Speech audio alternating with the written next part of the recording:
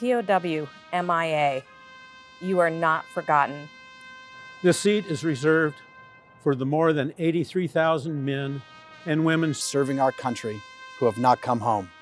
They are either missing in action or prisoners of war. Through all the triumphs and defeats upon this field, this chair will remain unoccupied. In honor and in memory of their bravery, commitment, and sacrifice, waiting for their return.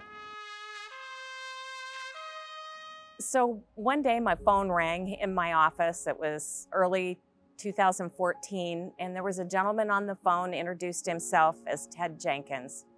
And I had no idea how important this phone call was going to be and how exciting it was going to be to work with him.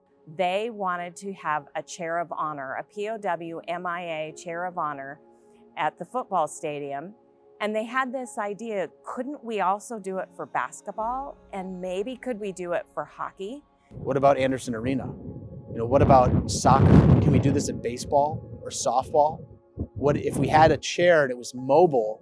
Could we bring it over to tennis? Our campus operation guys built these really cool mobile stations, and we call them the mobile chairs of honor, and we can take them to different events.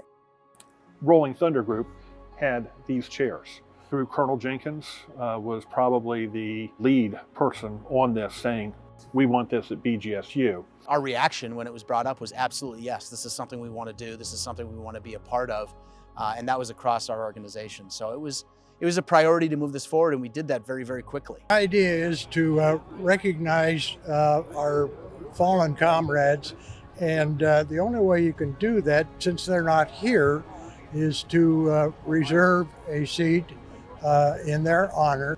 It's a memoriam of them, and it means a lot to me, and I'm sure it means a lot to other veterans.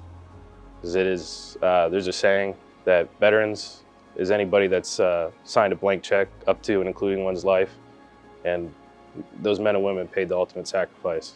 I pause before I read it, can get a little emotional.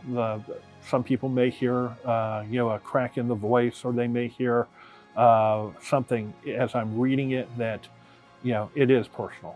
To me, it is personal when I read that, as well as when we do the introduction, asking people to rise for the playing of the national anthem. It was emotional, and it was a moment of gratitude. Emotional because of those we're honoring, and for Ted, it was an objective that he had for some time. For David, he always, like myself, wanted to honor those who have served.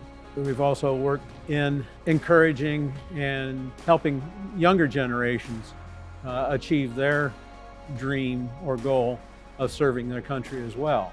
One of the things that we try to do when we know of students who are serving active duty overseas, we try to send them a BGSU flag to be flown at their base if it's possible, just to represent that connection to home and to BG and BGSU. BGSU has a strong military tradition. If you look back to World War II, BGSU was a training facility for the V-5 pilots. A number of individuals were living in the old Quonset huts out where the current, where Falcon Heights is located, where the Quonset huts were. The Wood County Airport was being used by the Navy for the training of the V-5 pilots. Man, when I see this chair, yeah, it's definitely a relief. Because I think it goes through everybody's mind when they go overseas. When they step off that plane, they realize that it could have been them. And you don't want it to be you, and you're glad it's not you, but when you come back, it's time to reflect on that and remember that, there were people that did have to do that. When we dedicated these chairs, the feedback was extraordinarily positive. You just get a sense of how meaningful it is for people that this project was put into place. They're proud of the community for advancing this idea and making it a reality.